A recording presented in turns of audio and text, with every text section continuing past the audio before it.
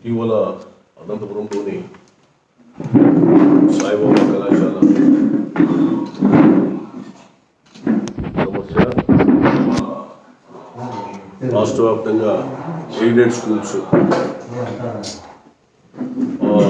అప్పగించాలా లేదా నిర్ణయాల విధంగా తీసుకోవాలనేటువంటి ప్రభుత్వ ఒక అనాలోచితమైనటువంటి విధానం వల్ల వివిధ రకాలుగా ఆందోళనలు మనమంతా చూసింది. ఈ సందర్భంలో అనంతపురంలో సాయిబాబా నేషనల్ కళాశాల ఒకప్పుడు నేను చదువుకున్నటువంటి పాఠశాల, జూనియర్ కళాశాల, ఆ రోజు డిగ్రీ కళాశాల కూడా లేదు. నా విద్యాభ్యాసం అంతా అక్కడే గడిచింది. ఆ చదువుకున్న కళాశాలలో హై స్కూల్లో జరుగుతున్న పరిణామాల పట్ల నిజంగా కొంత బాధ కలిగింది. కానీ ఒకనాటి విద్యార్థిగా నేను చదువుకున్నటువంటి ఆ యొక్క స్కూల్ యొక్క బాగోగుల్ని, సంక్షేమాన్ని కోరుకోవాల్సినటువంటి బాధ్యత నా మీద ఉంది. కానీ ఒక ప్రధాన ప్రతిపక్షంలో ఉన్నటువంటి వ్యక్తిగా ప్రభుత్వ విధానాలు ఏవైనా ఉంటే వాటిని ప్రజలకు వివరించి ప్రజల పక్షాన నిలబడడం అనేటువంటి ఏ రాజకీయ పక్షానికైనా ఉన్నటువంటి ఒక అనువాయితీ, బాధ్యత. ప్రభుత్వ పరంగా ఏదైనా సమస్య ఉంటే ఆ యొక్క విమర్శకు కానీ లేదా వచ్చినటువంటి ఆరోపణలు కానీ తిప్పికొట్టి ప్రభుత్వ పరంగా సమర్థించుకొని ప్రజల్ని ఒప్పించాల్సిన బాధ్యత అధికార పక్షానికి, ప్రభుత్వానికి. అందుకు భిన్నంగా జరుగుతున్న పరిణామాలు చూస్తుంటే చాలా బాధ కలుగుతూ ఉంది. మన రోజున ఎయిడెడ్ సమస్య మీద కొన్ని రాజకీయ పార్టీలకు సంబంధించిన అనుబంధ సంఘాలు, అందులో ప్రధానంగా లెఫ్టిస్ట్ పార్టీకి సంబంధించిన సంఘాలు అంటే ఎస్ఎఫ్ఐ కానీ ఏఎస్ఎఫ్ కానీ నాయకులు కానీ కొంతమంది ప్రోత్సాహంతో లేదా వాళ్ళ యొక్క నాయకత్వంలో ఆ సాయిబాబా కళాశాలలో కొంత ధర్నా దిగడం, ఆ ధర్నాను మరి పోలీసులు ప్రవేశించడం, జరిగినటువంటి అనర్థాలకి ప్రతిఫలంగా పోలీస్ స్టేషన్లో విద్యార్థి నాయకులు పెట్టడం. నేను పోలీస్ స్టేషన్కి వెళ్ళి 3 టౌన్ పోలీస్ స్టేషన్లో ఆ రోజే ఆ విద్యార్థి సంఘ నాయకులకి సర్దు చెప్పి, అదేవిధంగా యజమాన్యానికి సంబంధించినటువంటి కరస్పాండెంట్ పేలిరెడ్డి గారికి ఫోన్ చేసి ఈ సమస్య ఏంటి అని అడిగితే ఆయన సమస్య ఏదో ఈ విధంగా అంటే లేదు, ఈ పరిస్థితి వేరే రకంగా అర్థం చేసుకున్నారంటే సరే విద్యార్థి సంఘాలు పిలిపించండి అని చెప్పి పోలీసు ఉన్నతాధికారులతో మాట్లాడి ఒక చర్చ పెట్టుకొని రాష్ట్ర వ్యాప్తంగా ఉన్నటువంటి సమస్యను ప్రభుత్వం లేదా పార్టీలు ప్రజలు తెలుసుకుంటాయి, సాయిబాబా కళాశాలకు మాత్రమే సంబంధించిన సమస్య ఉంటే ఎందుకు పరిష్కారం చేసుకోరని చెప్పి సలహా ఇవ్వడం, విద్యార్థి సంఘ నాయకులు కూడా ఒప్పుకోవడం ఈ విధంగా జరిగింది.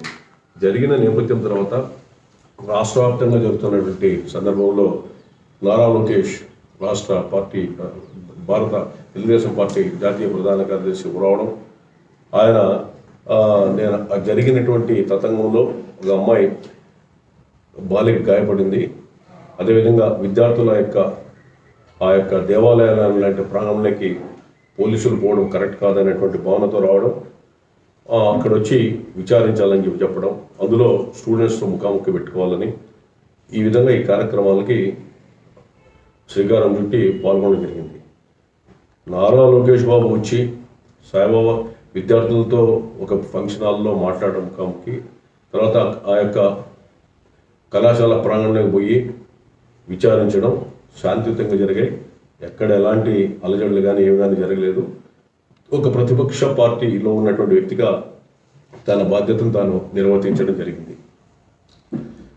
ఇందుకు భిన్నంగా సజ్జల రామకృష్ణారెడ్డి గారు అంటే రాష్ట్ర ప్రభుత్వ ప్రధాన సలహాదారులు ఒక రకంగా, అదేవిధంగా మిత్రుడు విద్యాశాఖ మంత్రి సురేష్ గారు ఆయన మాట్లాడుతూ ఆయన వీడియోలో క్లిప్పింగ్లో ఒకటి చెప్పాడు, ఆ కళాశాలలో గొడవలు ఉన్నాయి, ఆ కళాశాల గొడవల్లో పూర్వపు ఎమ్మెల్యే గారి యొక్క అన్న, తర్వాత ఆ సంఘాలకి ఏదో గొడవలు ఉన్నాయి, ఆ గొడవల మూలాన ఇదంతా జరిగింది, నా మీద ఆన్ రికార్డు ఉంది అని చెప్పాడు సురేష్ గారు.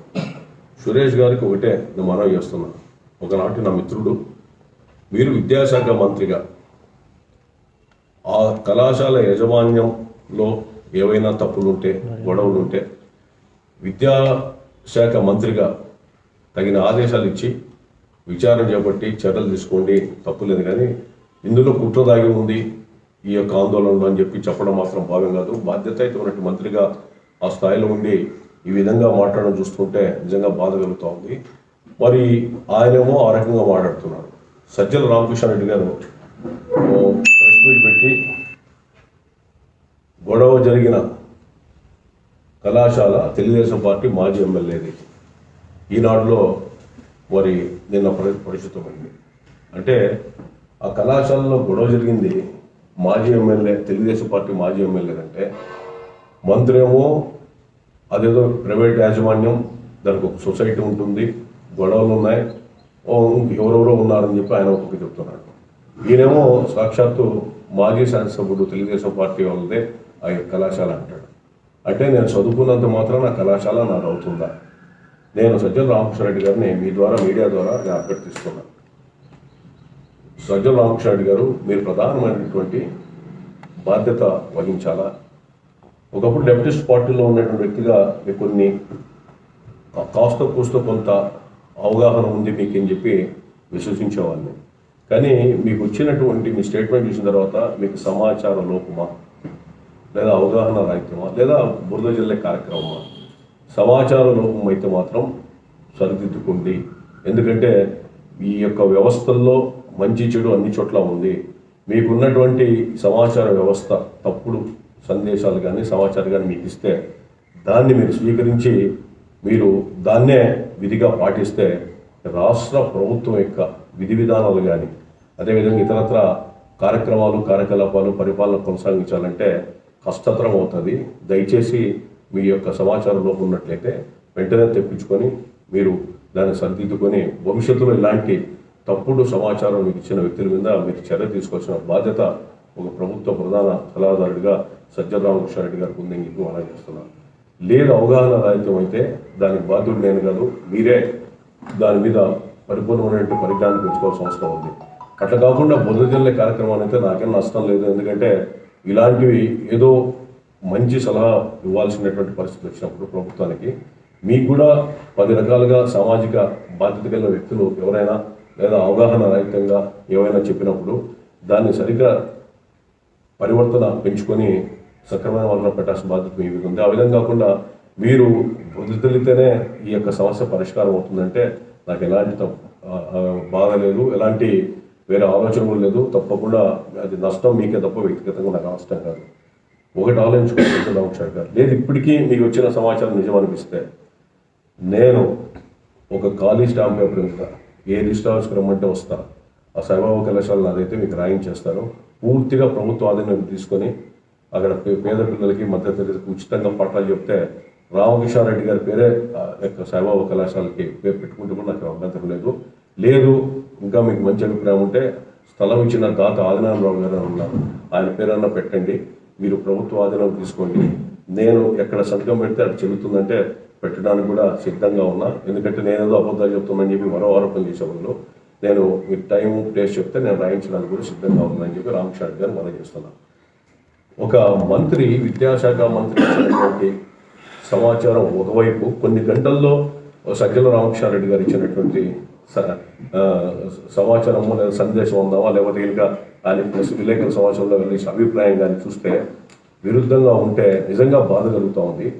ఈ ఒకే సమస్య మీద రాష్ట్ర వ్యాప్తంగా ఇంత ఇదిగా ఏడేడు దీనిల మీద సమస్య మీద జరుగుతూ ఉంటే ఒక గొప్ప సాయిబాబా కళాశాలకు జరిగినటువంటి ఈ యొక్క ఉదాంతం మీద ఇంకా పలు రాజకీయ పార్టీలు కానీ పలు రకాలు కానీ దీని మీద ఆందోళన వెళ్ళి అదే వివిధ జిల్లాల్లో కొనసాగుతూ ఉంటే ఆ సమస్య పరిష్కారం ఎట్లా చేసుకోవాలా అని చెప్పి ఆలోచించాల్సినటువంటి బాధ్యతాయుతమైనటువంటి ఇద్దరు వ్యక్తులు మీరు విరుద్ధమైనటువంటి పరస్పరమైనటువంటి సందేశాన్ని ప్రజలకు ఇచ్చి మా పని అయిపోయింది అనుకుంటే మరి సరైనదా అని ఒకసారి మీరు ఆలోచించుకోవాల్సిందిగా నేను మనవి చేస్తూ, భవిష్యత్తులో ఇలాంటివి ఏవైనా చేసేటప్పుడు పూర్తిగా సమాచారం తెచ్చుకొని మాట్లాడితే సులభంగా ఉంటుంది తప్ప ఏదో బుద్ధిజల్లే కార్యక్రమం చేస్తే ఇది సరైనది కాదు. ఎందుకంటే నేను ఇంకోటి కూడా రామకృష్ణారెడ్డి గారికి మనవి చేస్తున్నా, స్థానిక శాసనసభ్యుడు అనంత వెంకటరామరెడ్డి గారు ఉన్నారు, మీ పార్లమెంట్ సభ్యుడు ఉన్నాడు, ఈ జిల్లాలో ఒక మంత్రి ఉన్నాడు, మీకు వైఎస్ఆర్సీపీ పార్టీకి ఒక వ్యవస్థ ఉంది.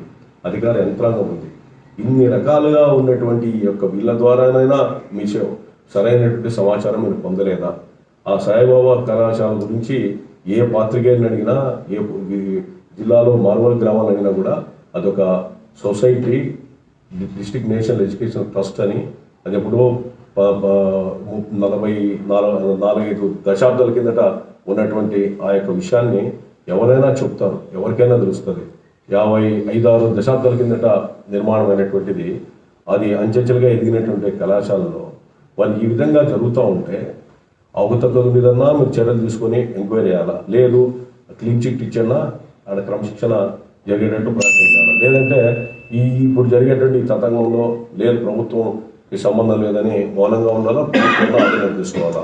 ఆ విధంగా కాకుండా ఎవరిదో కళాశాల ఒక్కొక్కరుగా మాట్లాడి అవి రెండో జరుగుతున్నాయి గ్రూపులు అంటే, దీనికంతా కూడా ప్రభుత్వంలో ఉన్నటువంటి పెద్దలు కూడా మరి దీని మీద రకరకాలుగా ఏదో స్టేట్మెంట్లు ఇచ్చి మనం చేతులు తుడుచుకుంటే చాలు అనేటువంటిది సరైన ఇది కాదు. అట్లనే ఎదుటి వాళ్ళ మీద ఏదో బుద్ధి చదివితే ఈ సమస్య పరిష్కారం అయిపోతుంది అనుకుంటే మరి ఇది సరైన పంతాన మీరు ఒకసారి ఆలోచించుకోవాల్సిందా మీ ద్వారా కోరుతూ, కనీసం ఇప్పుడైనా ఆ ఎయిడెడ్ సమస్య రాష్ట్ర వ్యాప్తంగా ఉంది. నేను ఏదో నిర్ణయం తీసుకుని అంటున్నారు, మన చట్టబద్ధం చేసి శాసనసభలో అది భవిష్యత్తులో ఈ విద్యార్థులకు వచ్చి కలిగేటువంటి అనుమానాలకి, అపోహల్ని ప్రభుత్వ పరంగా నివృత్తి కలిగించాల్సిన బాధ్యత మీకు ఉంది.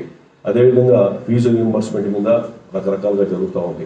దాని మీద కూడా ఒక నిర్దిష్టమైనటువంటి విధానాన్ని ప్రకటించి విద్యార్థి లోకంలో ఉన్నటువంటి అయోమయాన్ని, భయాన్ని, అపోహల్ని తొలగించి తప్పకుండా ఈ రాష్ట్ర ప్రజల యొక్క భవిష్యత్తులో ఆందోళన పడకుండా, ఉద్యమాలు రాకుండా చొరవ తీసుకోవాలని చెప్పి అభ్యర్థిస్తున్నాను.